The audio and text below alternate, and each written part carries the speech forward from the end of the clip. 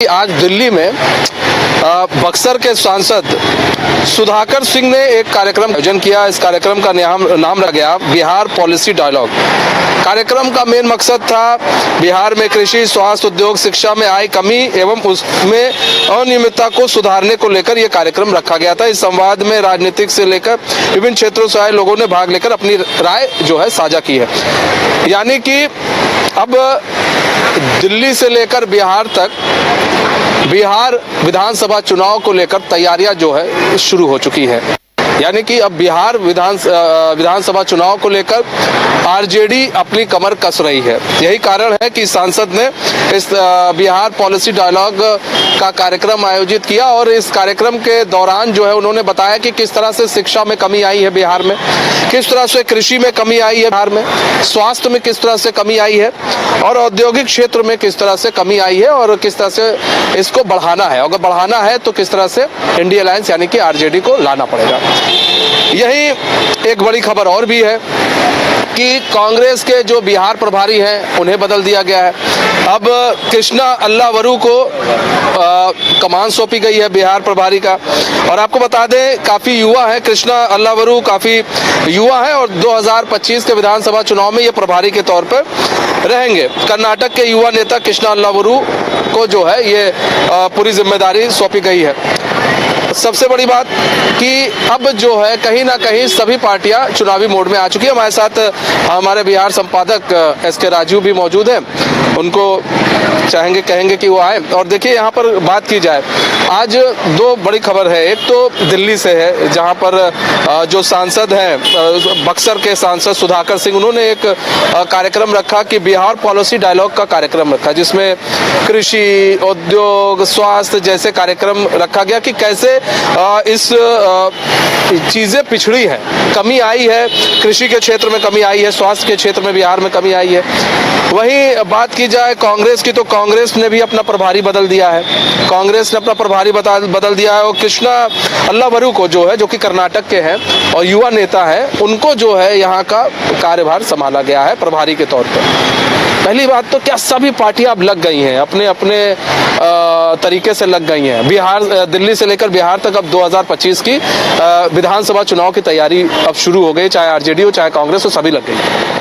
नहीं, देखिए मनीष जी, दरअसल में आरजेडी की तरफ से आज दिल्ली के कॉन्स्टिट्यूशनल क्लब में जो है एक कार्यक्रम रखा गया है। बेसिकली वो बिहार को लेकर के संवाद जरूर किया जा रहा है, लेकिन वो संवाद क्यों किया जा रहा है ये समझने की आवश्यकता है। देखिए सुधाकर सिंह बक्सर से सांसद हैं आरजेडी कोटे से और जगदानंद सिंह के बेटे हैं। जगदानंद सिंह की आरजेडी में कितनी मजबूत स्थिति है इसका अंदाजा आपको इसी से लग रहा होगा कि पिछले 4 महीने से जो पीछे आरजेडी कार्यालय है ये बगैर प्रदेश अध्यक्ष के है, लेकिन उसके बावजूद जगदानंद सिंह को पार्टी से हटाया नहीं गया है। मतलब लालू यादव के वो बहुत अच्छे मित्र हैं, उस रिश्ते का जो है वो लिहाज तेजस्वी यादव जो है वो रख रहे हैं। क्योंकि कुछ दिन पहले जब यहाँ राष्ट्रीय कन्वेंशन हुआ था इसमें तेजस्वी यादव को विधिवत बागडोर जो है वो लालू यादव ने दे दी थी, तो एक बड़ा फैसला वो ले सकते थे कि उन्होंने नहीं। जिसके पीछे की वजह क्या है कि देखिए बक्सर जो है वो वहाँ पर सुधाकर सिंह न सिर्फ चुनाव जीते हैं बल्कि राजपूत कम्युनिटी से वो एक ऐसे नेता हैं जो कि लालू प्रसाद यादव के साथ हैं, उनके पिता। और अगर आप 1990 के दौर को याद कीजिएगा तो बिहार में माय समीकरण के साथ साथ राजपूतों का भी समर्थन जो है वो आरजेडी को प्राप्त था। और यही वजह है कि उस समय रघुवंश सिंह, उस समय आपको प्रभुनाथ सिंह, उस समय आपको जगदानंद सिंह, ये लोग ऐसे नेता हुआ करते थे लालू के, जो लालू के काफी करीबी थे और वो लोग लगातार उनको मंत्रालय जो है वो मिलता रहता था और राजपूत जो है वो वोट भी करते थे। तो आज बेसिकली सुधाकर सिंह की तरफ से आरजेडी के बैनर तले कार्यक्रम का आयोजन किया गया और उसमें यह बताने की कोशिश की गई कि भाई बिहार में जो है वो कृषि के क्षेत्र में कोई काम नहीं हुआ है। और आपको याद, संभवतः आप उस समय पटना नहीं आए थे या फिर रांची भी नहीं आए थे आप। सुधाकर सिंह एक ऐसे नेता थे जो जब बिहार में इंडिया गवर्नमेंट की सरकार थी यानी महागठबंधन की सरकार थी, उस समय भी अगर नीतीश के खिलाफ सरकार में रहते हुए अगर किसी व्यक्ति ने सबसे ज्यादा नीतीश का विरोध किया तो सुधाकर सिंह थे। उन्होंने कहा कि ठीक है भाई, हमारी सरकार है यहाँ पे, हम साथ हैं नीतीश कुमार के, लेकिन नीतीश कुमार की नीतियों का विरोध तो करेंगे ही। और देखिए कि उन्होंने कहा कि भाई अभी तक 6 कृषि रोड मैप जो है वो बिहार सरकार के द्वारा लाया गया है बिहार में, लेकिन कृषि रोड मैप लाने के बावजूद कृषि में एग्रीकल्चर का जो है वो प्रोडक्शन नहीं बढ़ा बिहार में। बिहार में फसलों का उत्पादन नहीं बढ़ा। बिहार में जो किसानों की जो एक बड़ी समस्या है एमएसपी वाली, वो समस्या का समाधान जो है वो नहीं हो पाया। तो इस तरह के तमाम मुद्दे थे जिन मुद्दों को कहीं ना कहीं से उठाने की कोशिश जो है वो सरकार सुधाकर सिंह जो है वो कर रहे थे। और ये वजह है कि आज उन्होंने विधिवत आरजेडी में जो है वो आज आरजेडी की तरफ से वहाँ पर कॉन्स्टिट्यूशनल क्लब है जहाँ पर कि इस कार्यक्रम का आयोजन किया गया और वो संवाद जो है वो अभी भी वहाँ पर चल रहा है। जी मनीष जी, देखिए संवाद चल रहा है, हम थोड़ा चलते चलते बात करेंगे। यहाँ पर देखिए संवाद तो चल रहा है वहाँ पर, और ये बताने की कोशिश भी की जा रही है कि देखिए कि बिहार के अंदर अभी सब कुछ ठीक नहीं है, मतलब ना कृषि के क्षेत्र में ठीक है, ना ही उद्योग के क्षेत्र में अभी बिहार ठीक है। मतलब कुल मिला के कहा जाए तो बिहार की स्थिति यथा स्थिति अभी ठीक नहीं है। लेकिन क्या दिल्ली में बैठ कर ये समझाया जा सकता है, बिहार की यथा स्थिति समझाई जा सकती है? देखिए मनोज जी, सबसे पहले तो हम अपने सहयोगी कैमरा पर्सन हीरा से कहेंगे कि कम से कम वो आरजेडी कार्यालय के पास है, थोड़ा कार्यालय का दिखा दें वो विजुअल कि ये आरजेडी कार्यालय है और यहाँ पर फिलहाल अभी सन्नाटा है। कुछ बाहर में यूट्यूबर्स जो हैं वो रोज की तरह यहाँ खड़े हैं बाइक लगा करके, और जो नेता है वो दिल्ली है, तेजस्वी यादव यात्रा पर है अभी। देखिए दरअसल में मनीष जी जो ये जो सवाल है आपका, तो नीतियाँ आप देखिए लोकसभा में नीतियाँ बनती हैं, उस नीतियों का एग्जीक्यूशन जो है वो फिर किया जाता है। तो आरजेडी दिल्ली में नीतियां बना रही है आज उस बैठक के माध्यम से, और फिर उसके बाद उस बैठक के बाद जो है जो उनके वर्कर्स हैं वो फिर जाएंगे फील्ड में और वो सरकार को घेरने की कोशिश करेंगे। क्योंकि इतना तो तय है कि जिस तरीके से आरजेडी सरकार को घेरने की कोशिश कर रही है उस तरीके से घेर नहीं पा रही है। क्योंकि देखिए बिहार में नीतीश कुमार अब सर्वमान्य नेता के तौर पर स्थापित हो चुके हैं। यही वजह है कि अगर आप 2020 में कुछ इंटरनल जो क्लैश था, आंतरिक कलह, उसकी वजह से नीतीश कुमार को कम सीटें मिली थी, लेकिन उसकी भरपाई अब नीतीश कुमार कर रहे हैं। और आप देखिए कि बिहार में ठंड के मौसम में उन्होंने प्रगति यात्रा की शुरुआत की। तो ये कहना आरजेडी का कि भाई बिहार में कोई काम ही नहीं हुआ है। अभी आप देखिए उद्योग धंधों की अगर आप बात करेंगे तो अभी हम लोग 4-5 दिनों के लिए थे डिस्ट्रिक्ट विजिट पर, तो हम लोग जब आ रहे थे तो आप देखेंगे कि महेशकूट एक छोटा सा जगह है, खगड़िया जिला का एक छोटा सा अनुमंडल है। मुझे आश्चर्य लगा कि गंगा और कोसी के बीच में एक इंडस्ट्री वहां पर लग रही थी, जबकि वो दलदली वहां की मिट्टी है। तो महेशकूट जैसे जगह पे है जहाँ एक तरफ गंगा कटाव एक तरफ कोसी का कटाव है, वहाँ पर इंडस्ट्री लग रही है। तो आप ये भी नहीं कह सकते हैं मनीष जी कि इंडस्ट्री बिहार में नहीं लग रही है।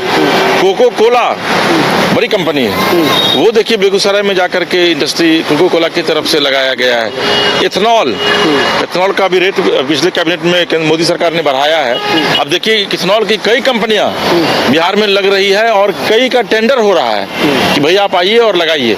उद्योग के क्षेत्र में और भी कई ऐसे काम हैं जो वाकई में काम जो है वो हो रहे हैं, काम किए जा रहे हैं। तो आरजेडी भले ही दिल्ली में बैठ करके नीतियां बनाए, दिल्ली में बैठ करके अपने कार्यकर्ताओं को एक मैसेज देने की कोशिश करे कि भाई बिहार में जो चुनाव हो रहा है हम लोग उसमें उद्योग के मामले पर सरकार को घेरेंगे, कृषि के मामले पर सरकार को घेरेंगे, लेकिन मुझे नहीं लॉ एंड ऑर्डर के मामले पर सरकार को घेरेंगे।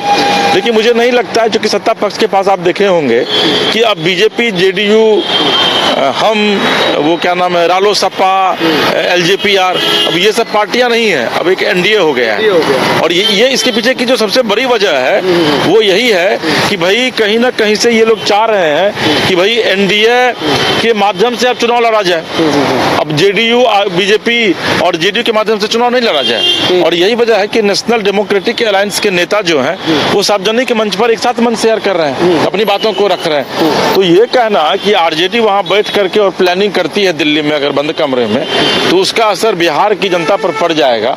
मुझे लगता है कि इसमें थोड़ा सा डाउट है मनीष से। अभी डाउट है, देखिए डाउट होगा भी। इसी बीच देखिए एक चीज और भी है, कांग्रेस भी लग गई है तैयारी में। राहुल गांधी के बड़े करीबी हैं कृष्णा अल्लावरू, ये काफी करीबी माने जाते हैं, कर्नाटक के और तेज तर्रार नेता भी है। उनको कमान सौंपी गई है, प्रभारी बना दिया गया है, बिहार प्रभारी बना दिया गया कृष्णा अल्लावरू को। और कहा जा रहा है कि उनके आने से जो है कहीं ना कहीं कांग्रेस की यथा स्थिति जो है इस वक्त बिहार के अंदर वो कहीं ना कहीं सुधरेगी। लेकिन ऐसे में क्या सवाल ये भी उठ रहे हैं कि कृष्णा अल्लावरू के आने के बाद बिहार कांग्रेस में एक बड़े बदलाव की उम्मीद भी की जा रही है, क्योंकि उनके कई नेता जो है वो थोड़ा अभी परेशान है, वो चाहते हैं एक बड़ा बदलाव हो। मनीष जी, अब देखिए कि कर्नाटक के कृष्णा अल्लावरू जो अभी आप नाम बता रहे हैं, नाम भी बड़ा गजब है, ठीक है ना, क्योंकि साउथ के लोगों का नाम भी ऐसा होता है। अब कृष्णा अल्लावरू साहब बिहार को कितना समझेंगे? मुझे ये चीज़ आप बताइए, आप भी चूंकि जर्नलिस्ट हैं, कर्नाटक का एक व्यक्ति जो युवा है, ठीक है, वो बिहार को कितना समझता है? तो आप बिहार का प्रभारी तो बना दिए हैं, तो वो किससे बात करेगा? वो बात करेगा अखिलेश सिंह से। अखिलेश सिंह पहले से लालू के आदमी हैं वो। तो मुझे नहीं लगता है, देखिए राहुल गांधी की जो स्ट्रेटेजी है, उस स्ट्रेटेजी को मुझे लगता है कि कांग्रेस के बड़े बड़े नेता भी नहीं समझते, वो सिर्फ राहुल गांधी ही समझते हैं कि वो स्ट्रेटेजी क्या बना रहे हैं वो। तो मैं यही आपसे पूछ रहा हूँ कि कृष्णा अल्लावरू साहब अगर यहाँ आएंगे तो भैया वो बिहार के लिए क्या करेंगे? वो बिहार के लोगों से फीट लेंगे, वो अपने नेताओं से। अभी राहुल गांधी आए हुए थे तो उन्होंने कहा कि भाई बदलिए, यहाँ की कांग्रेस के नेताओं ने कहा, कांग्रेस की जो वर्कर उन्होंने सदाकत आश्रम में कहा कि सिस्टम को बदलिए बिहार में। अभी देखिए आपकी बिहार के विधायकों का लगातार बाइट आ रहा है, बयान आ रहा है कि भाई 100 सीट से हम कम पर चुनाव नहीं लड़ेंगे, लगातार ये बयान आ रहा है। बगावत के सुर जो हैं वो अब उठने लगे हैं कांग्रेस के भीतर। तो ऐसी स्थिति में अगर कृष्णा अल्लावरू साहब अगर यहाँ आ रहे हैं तो वो फीडबैक किससे लेंगे? फीडबैक तो वो उन्हीं से लेंगे, फीडबैक तो हमसे आपसे लेंगे नहीं। हमसे आपसे लेंगे तो निश्चित तौर पर कांग्रेस की स्थिति बिहार में अच्छी हो जाएगी। तो इस चीज को समझना पड़ेगा कि कांग्रेस, और दूसरी यह है कि आरजेडी के साथ कांग्रेस पूरी तनातनी की स्थिति में है अभी। अब कह रहा है कि भाई आर पार करेंगे हम, क्योंकि आप 18-22 सीट पर चुनाव लड़े लोकसभा में तो 4 गो जीते, हम 7 गो पर लड़े तो 3 गो जीते। तो हमारी तो टीआरपी आपसे ज्यादा है, हमारी यूएसपी आपसे ज्यादा है। तो ये स्थिति, इस बात को समझने की आवश्यकता है। और मुझे लगता है कि कांग्रेस आने वाले दिन जब कृष्णा अल्लावरू साहब जब आएंगे यहाँ पर, तो हो सकता है चूंकि उनके नाम के आगे ही कृष्णा है, तो कृष्ण रूपी कृष्णा अल्लावरू साहब यहाँ आएंगे, हो सकता है कुछ नई लीलाएं वो करे कांग्रेस के लिए, जिससे कांग्रेस का उद्धार हो सके। अरुण यादव जी भी आ गए हमारे साथ, आरजेडी के प्रवक्ता हैं। यही इधर ही आ जाइए सर, इधर ही आइए। ये देखिए, आप आइए, इधर आइए। अरुण यादव जी आइए, आप भी आइए ना सर। यहाँ पर अरुण यादव जी, बात की जाए कि आज जो है सांसद साहब, बक्सर के सांसद साहब ने दिल्ली में सुधाकर सिंह ने एक प्रोग्राम रखा था, और उस प्रोग्राम के तहत ये कोशिश की गई बताने की कि बिहार में कृषि, उद्योग और कई ऐसे, शिक्षा के क्षेत्र में बहुत पिछड़ गया है। क्यों पिछड़ गया है? बड़ी कमी है। तो चिंता जाहिर की उन्होंने, लेकिन वो दिल्ली के कॉन्स्टिट्यूशन क्लब में जाकर वो जाहिर कर रहे हैं चिंता। स्वाभाविक है, लोकसभा के सदस्य हैं, हमारे पार्टी के नेता हैं, तो कहीं से चिंता तो जाहिर देश के अंदर में कहीं से कोई भी व्यक्ति कर सकता है, आम हो या खास व्यक्ति हो, सबको अधिकार है। लोकतंत्र में अभिव्यक्ति की आज़ादी है। कैसे आप स्टूडियो छोड़ के अब यहाँ सड़क पर ही आप लगा दिए, तो कोई तो रोक नहीं सकता है कि भाई स्टूडियो में ही मनीष जी अपनी भूमिका अदा करेंगे। सड़क पर भी हैं, स्टूडियो में भी हैं। इससे पहले रांची थे, आ गए हैं बिहार। रांची से भी तो हम लोगों की बातचीत होती थी। तो स्वतंत्र है, और जो मुद्दा है वो तो जायज है, हम ही नहीं, और जो भारत सरकार का संस्था है नीति आयोग तो राष्ट्रीय जनता दल का प्रकोष्ठ नहीं है। नीति आयोग ने खुद बिहार की जो स्थिति है स्पष्ट किया कि बिहार में क्या रोजगार के सवाल पर, पलायन के सवाल पर, भूखमरी के सवाल पर, गरीबी के सवाल पर, स्वास्थ्य के सवाल पर, शिक्षा के सवाल पर, तमाम सवालों पर तो बताया ही है ना बिहार कहाँ खड़ा है। मनीष जी 2 दशक से बिहार के मुख्यमंत्री नीतीश कुमार जी हैं। 2 दशक, 5 में जो लड़का पैदा हुआ आज वो जवान हो गया। 20 साल कम नहीं होता है। लेकिन अगर उनसे पूछेंगे कि पलायन आखिर क्यों नहीं रुका, केंद्र सरकार का डाटा है। जब हमारे आदरणीय राज्यसभा सांसद संजय यादव जी ने राज्यसभा में सवाल उठाया पलायन को लेकर, 3 करोड़ पलायन बिहार से कर चुके रोजगार के खोज में, ये केंद्र सरकार का डाटा है। पिछले दिनों विधान मंडल सत्र का उस सत्र में कैग ने रिपोर्ट पेश किया हेल्थ के संबंध में, तो भाई कहाँ बिहार खड़ा है? लेकिन एक चीज है अरुण भाई, देखिए यहाँ पर एक चीज और भी है ना कि यहाँ पर समझने वाली बात है। अगर आप कहेंगे पलायन की बात करेंगे तो याद है कि 1990 में भी 1990 से 2004 तक आपकी सरकार रही, 2004-5 तक, उस वक्त भी काफी पलायन हुआ और उस वक्त कई लोग जो गए डर कर गए वो वापस अभी तक नहीं आते, वो बस गए, जो जहां बसना था वो बस गए, वो लोग तो बस गए। यहाँ से तो चलिए कुछ लोग जा रहे हैं नौकरी के लिए, लेकिन यहाँ से तो एक डर के माहौल में लोग चले गए, वहां पर बस गए। मनीष जी, ये सब तथ्यहीन बातें हैं। 1990 और आज 2025, उस समय का जो दौर था, तावे पे रोटी जल रही थी, उस जलती रोटी को पलटने का काम किया हमारे आदरणीय नेता लालू प्रसाद यादव जी ने। सामाजिक न्याय की जरूरत थी, गरीबों को अंतिम पायदान में जो खड़े लोग थे उनको मुख्य धारा में लाने का काम किया। तो अगर देखेंगे, तुलना करेंगे किसी भी मामले में 1990 टू 2005, हम तो लगातार कहते हैं, सड़क पर भी कहते हैं और हमारे आदरणीय नेता तेजस्वी यादव जी सदन में भी कहते हैं और एनडीए नेताओं को चुनौती देते हैं कि वो लोग लगातार रट लगाते हैं। 2005 के पहले, जैसे मुख्यमंत्री जी को सुने होंगे कहीं भी हर मंच पर, 2005 के पहले क्या था जी?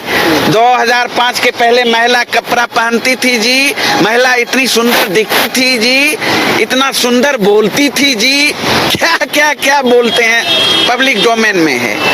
तो आप तुलना कर लीजिए ना, आपकी केंद्र में सरकार है, राज्य में आपकी सरकार है, आपराधिक घटनाओं पर भी आप एनसीआरबी का आंकड़ा निकाल लीजिए और सारे मुद्दे पर, डेवलपमेंट पे बहस कर लीजिए, दूध का दूध पानी का पानी हो जाएगा। मनीष भाई, 20 साल से एनडीए की सरकार है बिहार में और एक भी सुई का फैक्ट्री नहीं खुल पाया। आदरणीय लालू प्रसाद यादव जी यूपीए काल में 3 रेल फैक्ट्रियां देने का काम किया बिहार में और जो चीनी मिल चालू था 90 के दशक में, 1990 टू 2005 के बीच, वो चीनी मिल एनडीए की सरकार में बंद हो गई। वहीं प्रधानमंत्री जी बिहार आके कई बार जिक्र किए कि बंद पड़ी चीनी मिल को चालू करेंगे, लेकिन आज तक चालू नहीं हुआ। प्रधानमंत्री जी ने कई बार आके कहा बिहार को विशेष राज्य का दर्जा देंगे, जो बिहार की जनता का बहुप्रतीक्षित मांग है। हमारे तो आप भी जानते हैं वो पूरा नहीं होने वाला। नहीं तो फिर होना चाहिए ना, बस डेवलप कैसे होगा? बिहार पिछड़ा राज्य है ना, यहाँ तो कुछ नहीं है बालू और पानी के सिवा, तो इसको कैसे मुख्य धारा से आप जोड़ेंगे? सड़कें तो बन रही हैं, एयरपोर्ट बन रहे हैं, सड़कें बन रही हैं। कहाँ आप बताइए? आप पूर्णिया एयरपोर्ट, मुजफ्फरपुर एयरपोर्ट की बात करिए, भागलपुर की बात करिए, तीनों एयरपोर्ट चालू करने की बात कही थी नरेंद्र मोदी जी ने, लेकिन आज तक चालू नहीं हुआ। आप बता दीजिए, आज तक चालू नहीं हुआ। बंद पड़ी चीनी मिल चालू नहीं हुआ, एक भी उद्योग धंधे नहीं लगे। अब ये मुद्दे की बात ये लोग करते ही नहीं हैं, सिर्फ और सिर्फ लालू नाम केवलम, तेजस्वी नाम केवलम, रटा रटाया वही। अगर पूछने जाएंगे ना 2005 के पहले अरे भैया 20 साल हो गया ना, 20 साल का उपलब्धि बताओ ना। आप 17 माह का सेवा काल अगर ईमानदारी से छोड़ कर देखेंगे तो आज भी हम डंके के चोट पे कहते हैं, नौकरी पर श्वेत पत्र जारी करे सरकार कि आप भाजपा जदयू की सरकार 17 साल से रही, आप बताइए सरकारी नौकरियां कितनी दी आपने? जाति आधारित गणना क्यों नहीं हुआ था? आरक्षण का दायरा क्यों नहीं बढ़ा था? मानदेय आपने क्यों नहीं दोगुना किया? 4 लाख से अधिक नियोजित शिक्षक दिन रात पटना की सड़कों पर लाठी डंडा खाने का काम किया 2006 से लेकर, लेकिन एनडीए सरकार ने राजकर्मी का दर्जा नहीं दिया। वहीं तेजस्वी यादव जी अपने प्रण अनुरूप 17 माह के सेवा काल में देने का काम किया। IT policy, sport policy, tourism policy, medal law, नौकरी पाओ ऐसी स्कीम तेजस्वी यादव जी ने लाने का काम किया। 52,000 करोड़ से अधिक निवेश, लैंड फॉर जाम मामला भी, लैंड फॉर जाम मामला मन ग्रंथ सारा मामला है। मामला तो हम ही पे है। हाँ। प्रधानमंत्री जी आए थे बिहार, तो प्रधानमंत्री जी बिहार आए थे मनीष जी, तो 33 घोटाला का आरोप लगाए थे प्रधानमंत्री पे। प्रधानमंत्री जी ने मुख्यमंत्री जी पर 33 घोटाला, सृजन घोटाला से लेकर बांध घोटाला से लेकर कोक घोटाला से लेकर तरह आज साथ में गलवैया कर रहे हैं। कोई चर्चा नहीं। अगर हमारे आदरणीय लालू प्रसाद यादव जी भी समझौता कर लेते सांप्रदायिक शक्तियों से, मोदी जी से, तो राजा हरिश्चंद्र होते लालू प्रसाद यादव। लेकिन ऐसा क्या हो रहा है, बिहार के मुख्यमंत्री ऐसा क्या हो रहा है कि आपको भी अभी तक लोग जो है यहाँ की जनता आरजेडी को उतना पसंद नहीं कर पा रही है? क्या वो अलख नहीं जगा पा रहे जनता के कैसे पीछे? आप कह रहे हैं? आपको यहाँ की हम लोकसभा चुनाव के बारे में बता रहा बता हूँ। लोकसभा चुनाव में देखिए, आप अभी यहाँ पर उपचुनाव हुए उसमें देखिए। आप सुन लीजिए ना, 1990 से लेकर 2025 तक चले आइए, एक चुनाव विधानसभा की मैं बात कर रहा हूँ 2010 का छोड़ दीजिए, तमाम चुनावों में आप लिस्ट देख लीजिएगा, स्टूडियो जाके अध्ययन कर लीजिएगा। सबसे अधिक एमएलए राष्ट्रीय जनता दल को दिया, सबसे बड़ी पार्टी राष्ट्रीय जनता दल को वो तो हम जान रहे हैं, लेकिन यहाँ पर यह है कि अभी अब लोकसभा चुनाव से बात कर रहा हूँ। लोकसभा की ही बात कर रहा हूँ। 19 में 1 सीट था महागठबंधन को, इस बार 10 सीट। परसेंटेज वोट में भी 9% का वृद्धि। हम तो बढ़ रहे हैं। चुनाव में घट गई। अरे उपचुनाव छोड़िए ना, उपचुनाव अब कहिएगा, ठीक। अब लीजिए विधान परिषद का, लगातार वहाँ 25 साल से जीते आते थे ये ठाकुर जी, हार गए चुनाव, 3 नंबर पर रहे, है ना। तिरुत स्नातक क्या हुआ? तो उपचुनाव, अब झारखंड देख लीजिए, आप तो झारखंड की राजनीति को अच्छी तरह जानते हैं। झारखंड तो झांकी है, अब तो बिहार अभी अब बाकी है। नहीं तो दिल्ली भी हो गया चुनाव ना, दिल्ली क्या हो गया? अपने देखते हैं परसेंटेज। 27 साल के बाद भारतीय जनता पार्टी को जीत का स्वाद इसलिए चखना पड़ा कि इंडिया ब्लॉक में वहां एकजुटता नहीं थी। और ये मनीष जी, आप सुन लीजिए, मैं आप बता देता हूँ, भाजपा वाले कथक नृत्य करते हैं दिल्ली के जीत पर। 14 में ना प्रधानमंत्री देश के बन गए नरेंद्र मोदी जी, 14 में उनका पीक पर था, लहर था ना पूरे देश में जादू। 15 में दिल्ली विधानसभा का चुनाव हुआ था, बुरी तरह भारतीय जनता पार्टी को कितना सीट मिला था पता है? 3। लेकिन 20 में चुनाव हुआ, मैं बता रहा हूँ, इसको भी तो समझना पड़ेगा। अब सुन लीजिए, 20 में चुनाव हुआ, 20 के बिहार दिल्ली विधानसभा चुनाव में भारतीय जनता पार्टी को 8 सीट। और इस बार भी चुनाव जो जीती है उसका देखेंगे प्रतिशत, और उस तरह से हरा भी नहीं पाई है। आज वहाँ मजबूत विपक्ष है, तो किस तरह से हराना चाहिए था? जीरो कांग्रेस तो लपेटे दिए, कांग्रेस तो लपेट गई एकदम से, 0-0 हो गई। लेकिन ये भी समझना पड़ेगा ना, ये भी एक चीज समझना पड़ेगा। भारतीय जनता आप एक चीज नहीं समझ पाए, आपने जब आपने प्रधानमंत्री की बात कही, तो यहाँ पर बात करते, जब आप प्रधानमंत्री की बात करते हैं, तो ये जो दिल्ली का चुनाव हुआ है पूरा प्रधानमंत्री के फेस पर हुआ है। यानी कि दिल्ली की जनता प्रधानमंत्री को चाहती है, मानती है, इसलिए तो हुआ। एक मुश्त वोट गया है सर, और इस बार मुस्लिम भी वोट किए हैं। सुनिए ना, वही तो मैं बता रहा, चिंता है आप लोग, एम फैक्टर चिंता।